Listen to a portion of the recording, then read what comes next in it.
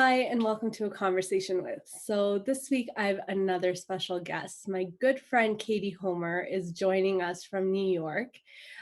Katie is actually a performing artist and a teaching artist, and she is incredible.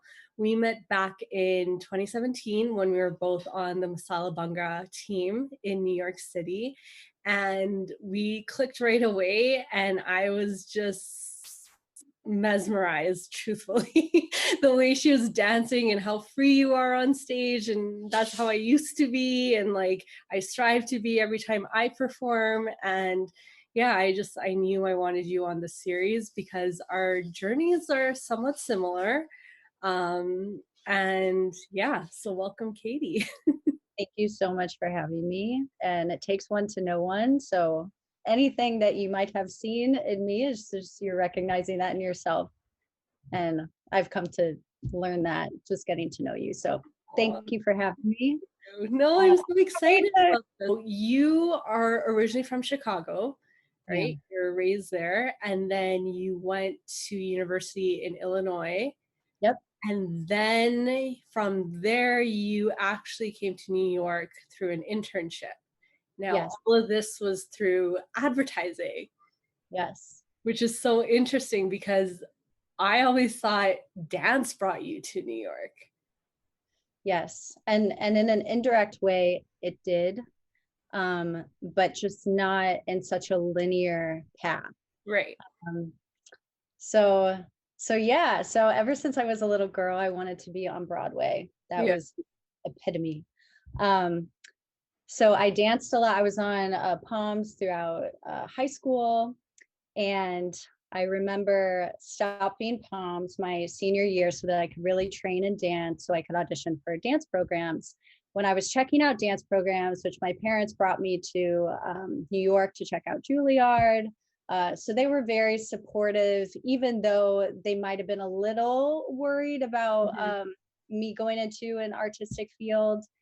Um, but they were very supportive, and I checked out all these programs. And for me, ballet and modern are amazing and super important and beautiful. I have so much appreciation, but that wasn't really where my heart was. And so I think that opened me up to exploring other pathways. And my dad was so cute because he was just like, okay, how can we help her find her quest in life? So he was doing a lot of research, and at first he threw out cinema studies. Okay. And it's so funny to me, just and thank you for helping me recall this and realize some of the things that I've just taken for granted. So my dad and his love and support to help me find things, even though they weren't dance related, all of those things he led me to brought me back to dance. Okay. And so it was just, I'm a very spiritual person, and so I believe that God has a plan for us, and he'll lead us back to the right path if we veer off of it. And so my dad suggested cinema studies, and I ended up minoring in that and majoring in advertising because they were like, okay, you can be creative and still have a steady job. Right. Uh, so cinema studies is what led me to take a class in Indian movies in college. It was called Bollywood cinema. And Amazing. that was my first exposure to really Indian culture in the film industry. Yeah. And I just remember watching my first Bollywood movie. What We was your wa- first Bollywood movie? I don't even remember the name. Fair It's enough. so embarrassing. I That's remember DDLJ of is my course. favorite. It's like a Yes. classic response. I couldn't tell you anything about the movie except it was like Broadway for me times Mhm. like On 8,000 steroids. Yeah. on steroids. Absolutely. And I was just, my face hurt at the end from laughing and crying, every single emotion. And I was just like, oh my gosh. So I didn't think too much of it other than that I really enjoyed the class. And then I got my advertising degree and got an internship. Well, I did a little in between school in Chicago, and I moved back home after college. And then from there, I got an internship in New York. And I remember applying like the night before, just being like, oh, I've always wanted to live in New York. Like, Yeah. haha, probably will never happen. And then I found out a week later, I got an email like, pack your bags, move to New York, like you got this internship. Yeah. And so I was like, whoa. And my parents were like, okay, that's great, but just have the summer experience and then come back home. Right.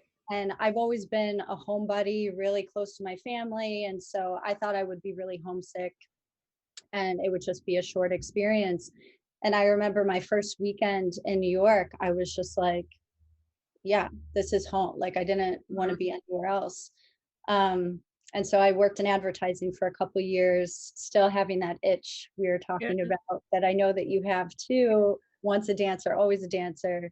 And 100%. so 2 years into my job, I took a leave of absence and pursued a dance career, and I've been going back and forth ever since. So here I That's am. that's incredible. I mean, oh, I still remember like all of our practices with Masala Bhangra, and just I remember the first day you came in and you were showing us the routine and I was just like jaw dropped.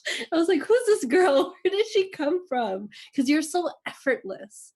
And that's what I appreciate about dance is like because you know, or maybe not everybody knows, but the amount of hours that goes into getting that kind of perfection and then to showcase that, but in such an effortless manner, and you have that. And then when you dance, it's so effortless and you're just so in your element Thank you. that because I've experienced that and I know the elation you feel and the adrenaline you feel, I can see that in you. Yeah, and honestly, if my path would have been more linear, I don't think I would have felt that passion and that you feel now, because I would have taken it for granted, I think.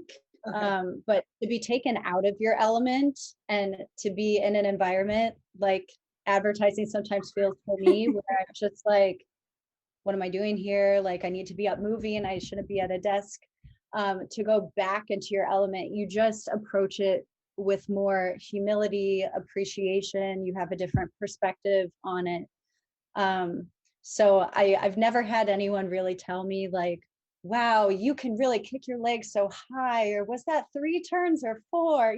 Like nothing technical, but people are always like, I've never been a technical dancer. Yeah. But people are always just like, wow, you look so happy. And Yeah. sometimes I joke about that. I'm just like, oh, is that all? Um, but I just, yeah, it's just always where I felt like home.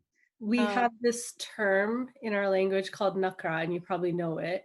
I Where don't, so nakra is kind of like the little like expressions and the little quirks you have in a good way. Like I mean, so people call me nakari because I like my makeup and my hair and my jewelry and my this, and then even in my dance, it's the little winks or the facial expression or the little smirk at the right moment, and it's a whole performance, right? So that's how I view dance, is it's not just dance. My mother always said you're performing, so you got to be on like 100%.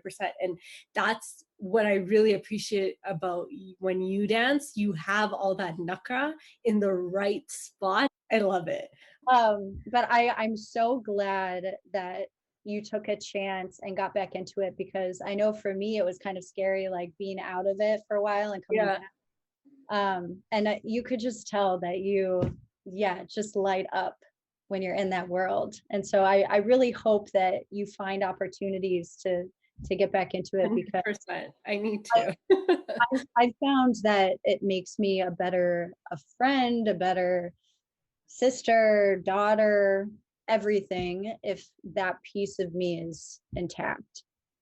Um, so yeah, but thank you for saying all of that. And again, I think it's just because like you have that, so you're able I to think spot it. I think because it's of similar backgrounds and we both can appreciate the artistic and like performance side of dance and we know what it takes.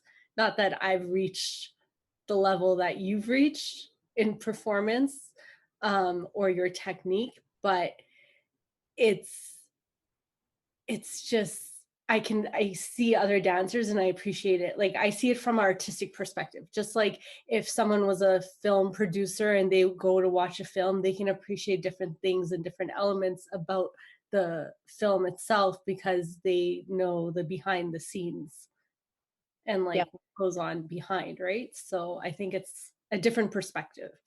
absolutely. And when Yeah, it's something that you love so deeply and that gives you so much, you want to give so much to it.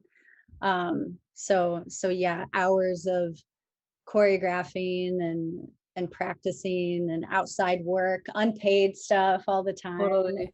You just get compensated in so many other ways that it's easy to just pour yourself into it because it gives so much back to you. Like, Pre-pandemic, tell the audience like all these performances. So you were with Masala Bhangra. mhm. You were performing with us, but you were also teaching us a little bit here and there, like choreographing some of the stuff. And then you also are a teacher at Steps on Broadway. Yeah, like there's so many things you've done. You've also danced in a Bollywood production. Yes. Yeah, so we need to cover all of it. Yeah, amazing. So when I first left advertising, I began this journey of exploration. So I went through a training program at Broadway Dance Center, which was 4 months of really intensive training and audition prep. Then I went through a few years of auditioning. I was in and out of advertising jobs just as a freelancer. And then I remember questioning one day, what's my next move, God? Like, where do you want me to go? And a person reached out to me. He reached out to me.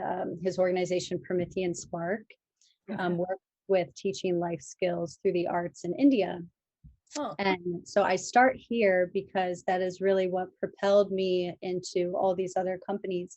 So I went to India for a few months and taught at a school called Rising Star in Chennai, southern India.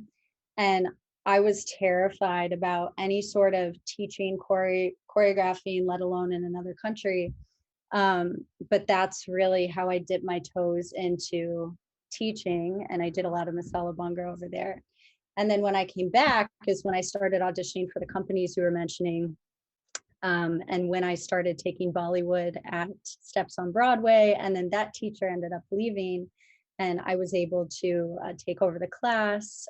So I was very grateful to her. Right around that same time, I auditioned for Mystic India, which is a that's what I'm 2 hour thinking of. long Yeah, Bollywood production that takes you through the whole history of Indian dance, including folk, classical, and then Bollywood and more modern stuff. right, And that's part of a larger performing arts program, Atma Performing Arts. right.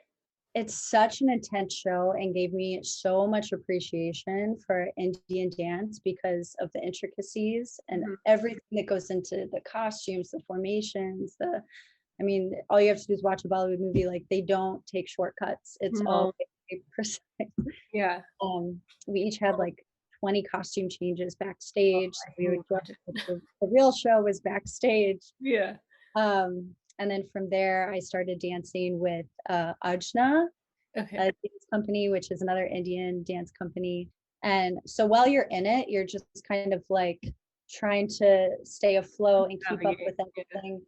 And then looking back, it's just like, wow, I'm so grateful. And I've always felt so embraced by the Indian community, especially. And so, yeah, it's just been a gift. I've been trained in classical Kathak. I don't know if I told you that. So I've been trained in that, trained in Bollywood and all that. But when you see another person, I know you say maybe you're not did you say mechanical? You're Yeah, not I'm not mechanical. a super technical dancer in terms of Right. I can do all these impressive tricks. Yes. But it feel the way again, the way you dance is so effortless that your technique is actually really good. Like, Thank you. Well, I think it's so important to be talking about cultural arts right now, because for the past about 8 years, so I've been dancing in these different companies, and I danced with Rumba Mena, which is a really awesome Latin dance company too, in New York and Miami. And I've just always been so grateful and just so honored, not always truly identifying with my own culture, to be honest, but finding such resonant in all these other cultures and feeling so embraced. Um, I I was always just like, I always just felt welcomed and celebrated that. And it's been really, really helpful for me lately, to have conversations with people in light of the racial tension that's been happening, and to realize that there's so much I can do to be giving back, and that I mean, I could talk about serving culture and celebrating culture all day, but I've realized that you can't serve a culture without serving a culture's people. Like, that's what it all comes down to. And so it's just finding ways to open up opportunities, whether it's collaborating, um, whether it's connecting the right people with the right organizations, whether it's raising awareness in classes and just making sure that the buck doesn't stop with me, and that I'm not the end all be all of this culture, that I've absolutely loved getting to learn about it and getting to share it, but recommending resources for people to reach out to continue to learn, from people that are actually from those places. So this year in particular has been a very interesting, refining of what I feel my place is in the cultural dance world, because I know that, sometimes, like, it's hard to please everybody. Like, you're not, if you want to make, change and have uncomfortable conversations that lead to growth, it's going to create tension.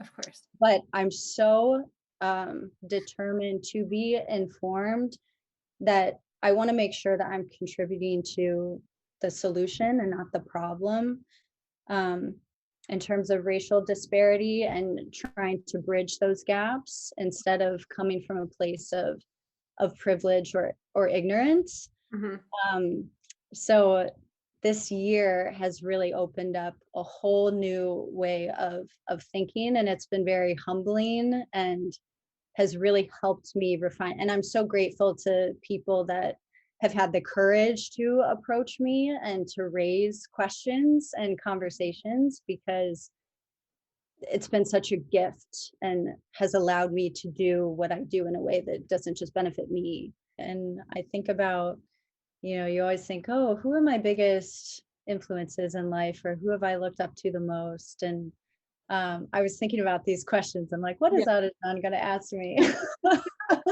um, that's but coming. But yeah, let's get to that. Who is your biggest inspiration? Like um, as a dancer and then as not a dancer, or as a yeah, performer and not a performer?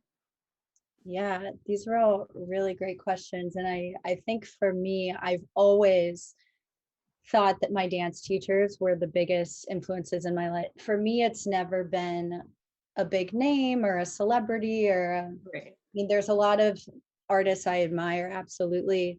But if I think about the people that have shaped who I am, both as a person and a dancer, I guess I can answer two in one.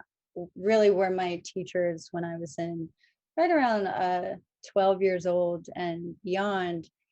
And so I really take teaching seriously. Mhm. And I used to see teaching as something you do when you retire. Like, it's first you're a performer, and then, Okay. but it's such a tangible high. And I'm Yeah. so glad that I was, kind of pushed into it early, because the idea that I could empower someone the way that my teachers empowered me and had such a lasting impact on my confidence and just the trajectory of my life, is huge. All right. So you were talking about auditioning for these different companies, and then you did the Indian dance, um, not performance, well, performance, but you were part of this troupe for a while, Yeah. and you were touring with them. And then what happened? So where are we in terms of year? This was Um, right before Basala Bangar, so before 2017. that's a good question. Yes, I think it was right before. I went to India. I lived in India in 2014, and then I Yeah. came back and joined. Well, actually, now you're making me think. So your question, I mean, I'm kind of getting all my dates mixed up, but I told Serena this the other day. I said, your class is the first dance class I ever took in New York. And I think there was a sub that day, but very first dance class I took was at Alvin Ailey, and it was Masala Bunga. So again, a seed was planted. So now you have cinema studies in college, and then you have this Masala Bunga class. So the wheels are starting to turn again. And then I'm sitting at a desk job for a couple years, just being like, this doesn't, where did Katie go? And then I saw on Alvin Ailey's website the performance workshop for Masala Bunga. So I signed up, and then I had an opportunity to go to India, and I wanted to be able to do Masala Bunga with the kids, but I didn't feel ethical without getting the training first.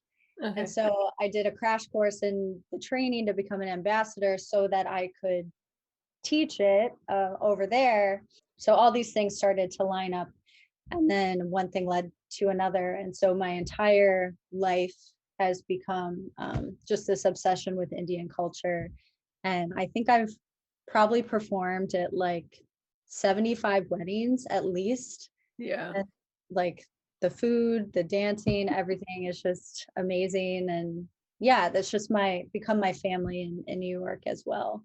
And I think what we were talking about before, just being attracted to that raw, free spirited Mhm. passion, that's so inherent to cultural dance because it all comes from such a deep inner conviction and reason. It's not just about technique, it's all about we did this to celebrate crops. If you're talking about bunga or like Right. African, in the community celebrating birth and all. So it's just so ingrained and it comes naturally. You can't separate one from the other and be like, okay, let me teach you this technique and smile. It's all just, it embodies all Teach. joy and emotion. I don't want people to think that cultural dance is just like, Right. what up? Because being in a Bollywood company Yeah. at a professional level made me realize like this is no, they're not messing around. Like this is the hardest, most precise technical dancing that I've ever done. But they do it with such emotion too. So there is so much respect I have for the craft itself. Hmm. But what I love so much about it is you can't separate it from the feeling and the earthiness and the rawness of the intensity behind it. So I just love that. And also with my students, because dance has taught me so much in life, Yeah. and I went to India teaching life skills through dance. My brain is programmed to just go deep. So my students come just to burn calories, to have fun, and they end up getting this whole deep life therapy lesson. So I have to reel myself in at times and just be like, "All right, now let's just Yeah. dance and get to it. Stop Yeah. talking." um, but for me, dance has always been about more than dance. It's Yeah. always about healing, expression, individuality, community, all this stuff. Do you think looking back now, you would have, like, if you could go back and change the path of how you got into dance, would you change it? Would you have gone down the advertising path and everything? Or do you think you would have just dived right into dance? That's a really good question. Um, I think in retrospect, everything worked out so beautifully in terms of I probably wasn't good enough to come, and God probably knew this, to come to New York on my own to dance. Like I probably just would have gotten swallowed up and discouraged and just I'm not sure. But I think the fact that it was through a more alternative, less linear route Mhm. that it actually gave me a way in that I wouldn't have had before. So it's hard for me to say. I think if I would have done anything different, it would just to have that awareness that dance is such a key part of who I am. And it's not just a hobby for me. Mhm. And it's something that has such I just love it so much, and it's so intertwined with my identity that I can't stop doing it. It would be a disservice to me. It would be a disservice for anything that I have to contribute to others. So I think just that awareness along the way of like keep dancing, keep your passion alive, and don't put it on the back burner because it affects so much of um, the fruit you're able to produce in this life. So I think I just would have kept it a little bit more consistent. But again, that's hard to say too, because like we were talking about before, going away from it makes you appreciate it so much more. And so sometimes that's a gift. It's like people that are injured, that are athletes, and that time away from your sport or your craft or whatever it is really makes you appreciate it when you get back to it. So I wouldn't change anything. And this is something that I've been uh, just coming to terms with lately, that nothing that happens to us is less than a blessing. It's just all because if it's a what we call bad thing, it opens the door to something good, or it makes us appreciate something good, or it leads us somewhere. And every good thing is a blessing because it's just something to be grateful for. And so yeah, I really am realizing that all these things were like, why is this happening to me? Why is this, it's all working for your good. And I've been doing a lot of yoga lately. And one of the things they said, I think it was Einstein, I'm not sure. They said, how you interact with the world all depends on one question. And that's, do you think that God or the universe or whatever is friendly? Like, do you think that they're looking out for your best interests? Like, are they a friendly God or entity? Or are they just looking to get you and judge you and smite you and like prevent you from being happy? And so yeah, for me, I think that's been helpful, just realizing that even if I don't understand it, everything, even the cinema studies and the advertising and my parents being protective and looking out for me has actually facilitated my journey, not hindered it. And Mhm. so that can be very liberating as someone that likes to control and can compulsively analyze everything and question, like, should I be with this person? Should I be doing that thing? Should I be in this job? And to just kind of relieve yourself of that and trust and follow your bliss, because that's where your power is. I mean, some of the happiest moments I've ever had are after like a really crazy busy day or like a really good rehearsal, or it totally is the journey and we glorify the end product. But Yeah. if we really look at like, when was I the most happy and just felt alive? Rarely ever. It's in the moments that we're aiming for, because that might make you happy for a small amount of time, Right. but all the moments in between to getting there will make you truly joyful for a long period of time. And so that should be the goal, I think, or the main focus. Where do you see yourself in the next 3 to 5 years? Great question. I started a nonprofit about 8 years ago now called Godway. Okay. So it's a Facebook group, and every year during Lent, which in Catholicism or Christianity, 40 days of fasting and prayer. So for every day, I'll write a devotional on a different topic for Lent. And a few years ago, my uncle was like, oh, I've been reading your devotionals. I would like to help you get a book published. And so he helped me publish my first book through Christian Faith Publishing. And then Oh, after that, I published the volume 2 from that. And it just totally was just by accident. And so I want that to develop into something. I don't know if it's going to be Godway specifically, something to do with cultural arts, but some sort of an organization where I feel I can really promote healing and diversity through the arts. I want to collaborate more with artists. I want to travel more. I want to infuse education and diversity and just cultural awareness into the dance classes. I get so fired up about this issue or this topic of diversity. And I really want to recommend, I don't know if you've heard of it or read it before, but it's a book called So You Want to Talk About Race, Okay. by Ijuima Olu. I'm not sure if I'm pronouncing that correctly. My apologies. But it is such an eye-opening book. And I really want to be a part of that discussion. And my company right now, the marketing company I'm working for, just had a book discussion on it. And we're really trying to be more educated and have those conversations. So I really just want to take all my combined passions for writing and dance and multiculturalism and have more of a voice and collaboration with all these different communities, because there's so many powerhouses out there.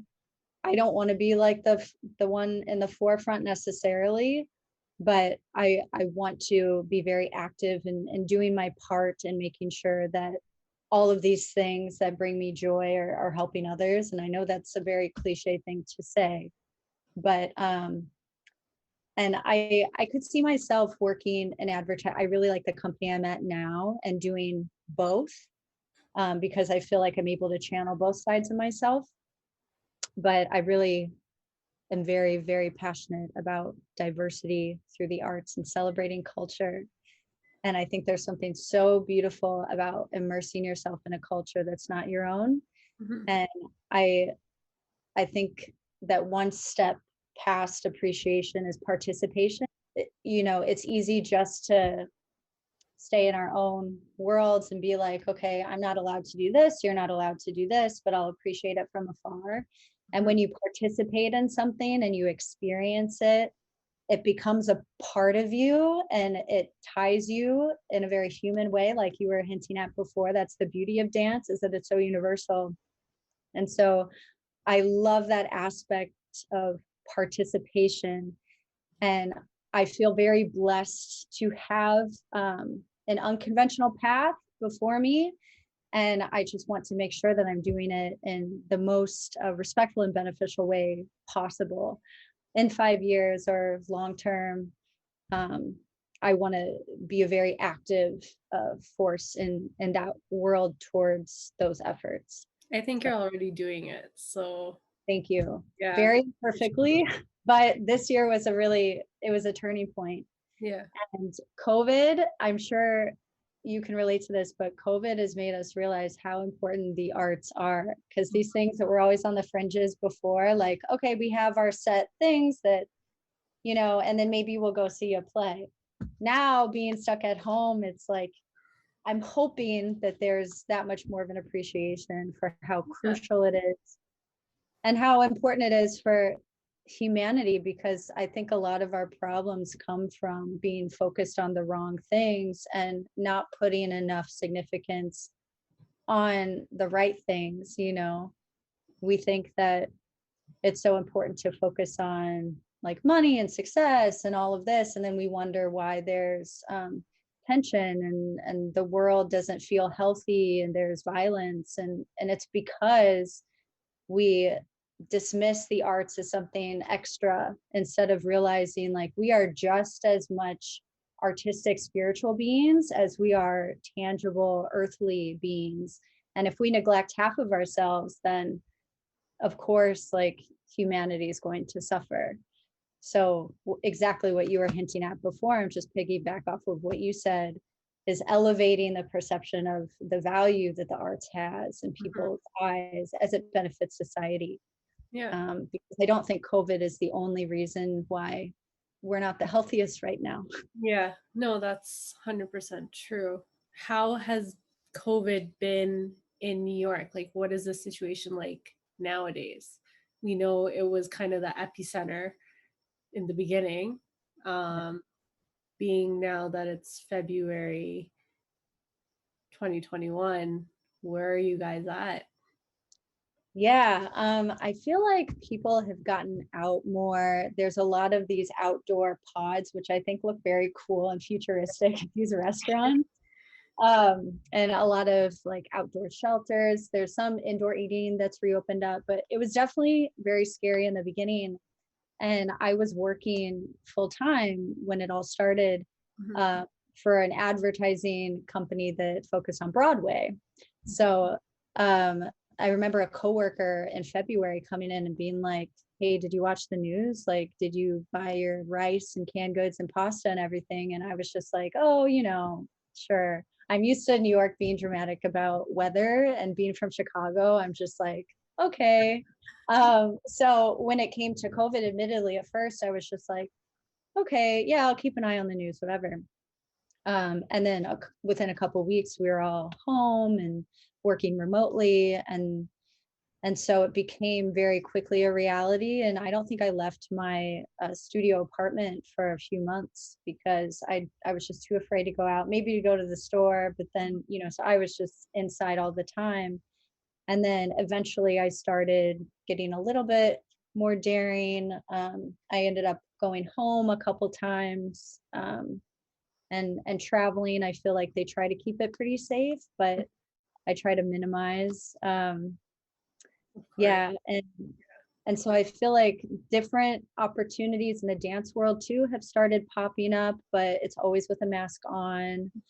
Mhm. I've done a couple outdoor shoots, and so things are slowly starting to come back, but everywhere you go, people wear masks. And even with vaccines coming out now, I feel like it's just a sign of respect, really, Mhm. because there's so much we don't know. And right now, the snow is keeping everyone inside anyway. Yeah. That makes it a little bit easier because you're not really missing much. But for the most part, people seem to be in good spirits. And after the election, there was a new levity around everything. So I feel like hope is on the horizon. It's an opportunity for us all to go into this next chapter, whatever it looks like, with a new perspective and kind of an even playing field in a way, because it really humbles everyone when you're all affected by the same thing. So I'm actually really excited for how it's going to evolve things. Mhm. But yeah, I don't know. I This year, I feel like we're gonna see a lot of positivity compared to last year.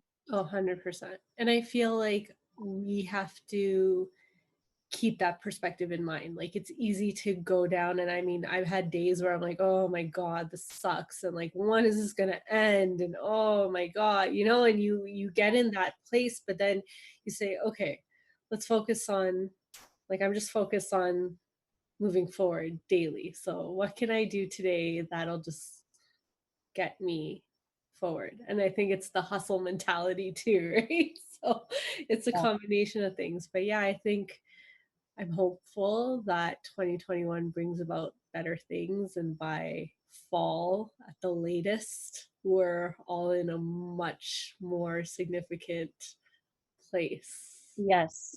And I really do think that sometimes things need to completely come crashing down in order to like fall into place. Yeah. Uh, And I feel that with any creative, things don't always go our way, right?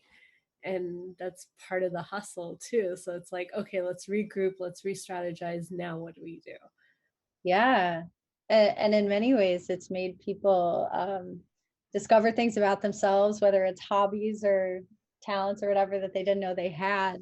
I know that my creativity has really been stretched. I know people have developed different hobbies, or like making masks and everything. Mhm. So it's helped reveal a lot about Hidden ourselves that we talent. wouldn't have known before. The only thing I would add is, if this year's taught us anything, it's that like, we as people hate to be uncomfortable. Like, I know I like hate being cold, I hate being hungry, I hate, like, we just want to be comfortable. And people always say perfection is the enemy of success or growth. And I really think that it's comfort. And I'm so guilty of this too, whether it's comfort in not having a certain conversation about a sensitive issue, or not wanting to try things or ruffle feathers, or going outside of maybe what's the norm in your family or the norm in your culture. And just all these things, like, we just all want to kind of keep the peace and avoid conflict and avoid Right. discomfort. And I think if this year has taught me and just all of us anything, is that growth is not, it doesn't come from being in your comfort zone, and it's not linear. Like sometimes it takes tension in order to refine your purpose and discover things about yourself and others. And so I think just a willingness to be messy, um, obviously in a non-destructive way, but just that willingness to put yourself out there and not being too concerned with the status quo, or not being, when I was little, I used to think that if I thought differently, there was something wrong with me and I needed to fix it. And as I've gotten older, I've realized, oh my gosh, people that think differently are the ones I admire. Like I can't think of anyone Gosh, I had that, an applause right. well, I can't think of anyone So I true. really am inspired by that follows the status quo. You Yeah. know, it's all people. So it's so crazy how, like, what we're made to believe when we're little is actually the opposite of people. Like, I love people that are awkward. Like, I'm very awkward. I love awkward silences. I love just like honest, like messy, informal things. I just think that's where the beauty is, whether it's dance or whether it's this crazy situation we're in, and we're always longing for this like perfect dream or perfect normal or perfect reality or perfect person. And the beauty is in like the Nitty gritty. thickness. Yeah. Yeah, it really is. And I think if we just all agree to like uh I don't even want to say normalize that, because the beauty is that it's not normal. Right. Just stop normalizing like the status quo and just really be open to new things and new people. And I think that that would just make the world so much more beautiful than it already is. So thank you so much, honestly. Um, Hmm. and I hope we get to catch up more, and don't Yeah. go so long until next time. I'm excited to see like more. I know you're into a whole teaching phase right now, and not a phase, but like your focus is a lot more on teaching right now. But I'm excited to see more performances come from you. And yeah, Thank you. Thank you so much. That's really encouraging. And I just, yeah, I'll be looking out for opportunities so that you can get back into it too, because I know if I go too long without it, I'm just like, who am I? And like I start learning guitar, and then I start, and then I just take one dance class and I'm like, oh, yeah, yeah, yeah. So it's, and you're so right that it can happen like any age. It's never too late to yeah. just like, I'm tired of this like ageism we live in. Like just you want to do something, do it. Thank you so much for being a part of this series. I'm really happy to have you, and I can't wait to see you back on stage and doing virtual classes and all that fun stuff. So yeah, I wish you the best. thank And you. yeah, thanks again for being here. Thank you so much for having me, and keep dancing. I can tell it's such a big part of you, and you're welcome in my class anytime. Absolutely, sounds good. Highlighting other artists, I mean, I don't know if you realize how incredibly selfless that is at a time where everyone's trying to like redefine them, like you you know, promote themselves because they feel lost, and you're taking the opportunity to lift other people. And so I just think that, yeah, in case you don't hear that enough, like that's really astounding. And Oh, thank you. I guess I haven't really thought of it that way. I to me, I honestly just want to inspire people, and I want to be who I needed as a little girl. So I'm trying to do that.